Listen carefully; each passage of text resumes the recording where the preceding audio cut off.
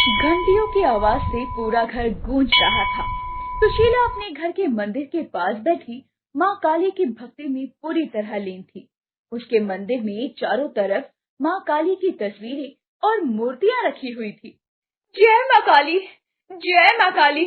हे माँ, इसी तरह से सदैव अपनी कृपा दृष्टि मेरे परिवार पर बनाए रखना। मैं आजीवन इसी तरह से आपकी भक्ति में लीन रहना चाहती हूँ। ये तभी दरवाजे पर ठप की आवाज होती है। नशे की हालत में लड़खड़ाता हुआ सोहन कमरे के अंदर आता है और गुस्से में सुशीला से कहता है, बंद कर ये पूजा पाठ, जब देखो तब इसी में लगी रहती है। चल मेरे लिए खाना ला। आज फिर तुम पीकर आए हो। मेरा नहीं तो कम से कम अपने बच्चों का तो ख्याल रखो, उनके बारे में तो सोचो। आज त्योहार के दिन क्यों ऐसा कर रहे हो? नशे की हालत में सोहन लड़खड़ाते हुए बोलता है, चुप कर, ज्यादा बकवास मत कर। मुझे तेरा ज्ञान नहीं चाहिए, समझी? हे भगवान, ना जाने कब इस इंसान को अकल आएगी। हे काली माँ, मेरी पूजा पाठ में ऐसी भी क्या कमी रह गई थी जो मुझे ऐसा पति मिला। आज होली के दिन लोग खुशियाँ मना रहे हैं और तुम। तो तू ऐसे नहीं मानेगी? हाँ, रोक, अभी तुझे चुप करवाता हूँ। मैं बुरा पति हूँ ना? बड़ी काली माँ की भक्तिन बनती है तो बुला अपनी काली माँ को, जरा मैं भी तो देखूं आज मेरे हाथों से तुझे कौन बचाता है। आज होली के दिन तेरी अर्थी उठेगी, समझी? इतना कहकर सोहन सुशीला को पीटने लग जाता है। वहीं पास में बैठे दोनों बच्चे डरे सहमे से थे और सोहन बड़ी बेदर्दी से सुशीला को पीट रहा था। आज होली थी। बाहर सभी बच्चे बूढ़े बड़े ही हर्षोल्लास के साथ होली का त्योहार मना रहे थे। इसी बीच नशे की हालत में लड़खड़ाते हुए सोहन अपने घर के बाहर निकलता है और मंदिर के पास जाकर बैठ जाता है। बड़ी आई काली माँ की भक्तिन, इस बार उसे अच्छा सबक सिखाऊंगा। ये क्या है? आज इसी से सुशीला की पिटाई करूंगा। ऐसा कहकर अब सोहन वही मंदिर के पास लगा ध्वज उखाड़ देता है और लड़खड़ाते हुए अपने घर की ओर चल पड़ता है। ये झंडा कैसा है?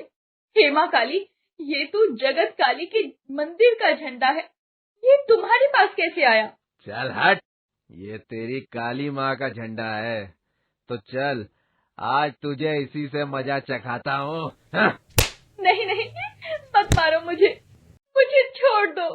सोहन ने इतनी ज्यादा पी रखी थी कि वो ठीक से खड़ा भी नहीं हो पा रहा था। फिर वो बदहवास होकर वहीं गिर जाता है।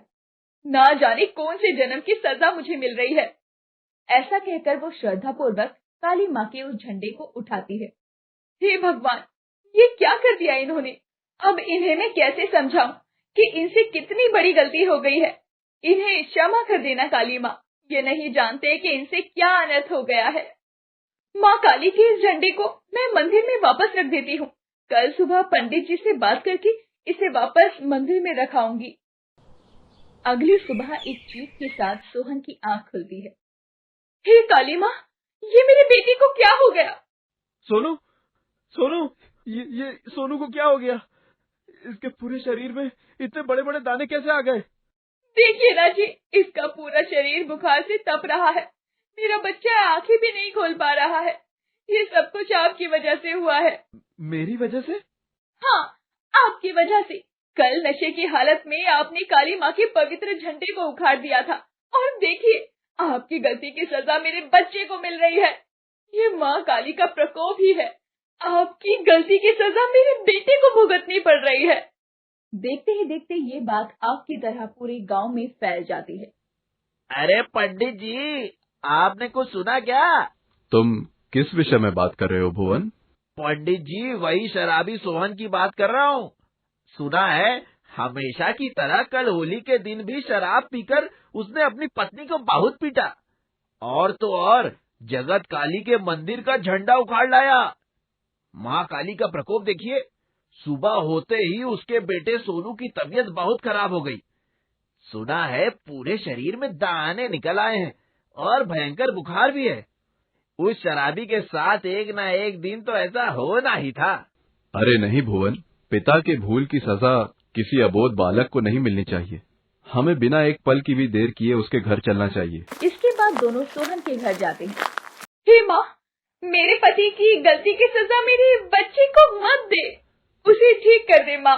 काली माँ सदैव अपने भक्तों की रक्षा करती हैं। पंडित जी, मुझसे बहुत बड़ी भूल हो गई।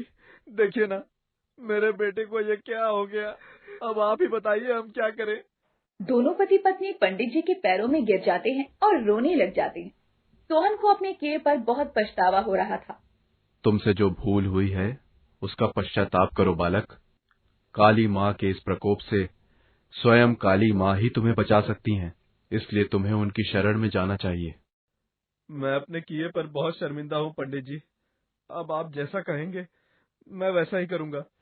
कल चतुर्दशी के दिन निर्जल व्रत रखकर तुम्हें दंडवत प्रणाम करते हुए काली माँ के मंदिर जाना होगा और अपने किए का पश्चाताप करना होगा और इस पवित्र झंडे को पूजा पाठ कर पुनः स्थापित करना होगा। अगली सुबह पंडित जी के कहे अनुसार सोहन दंडवत करते हुए काली माँ के मंदिर जाता है और पूजा पाठ कर पुनः काली माँ के झंडे को स्थापित कर देता है, जिसके बाद सोनू का बुखार अब धीरे धीरे कम होने लग जाता है और उसके शरीर के दाने भी फीके पड़ने लग जाते हैं। हे काली माँ, मैं कसम खाता हूँ कि आज के बाद फिर कभी शराब को हाथ नहीं लगाऊंगा और ना ही कभी अपनी पत्नी पर हाथ उठाऊंगा।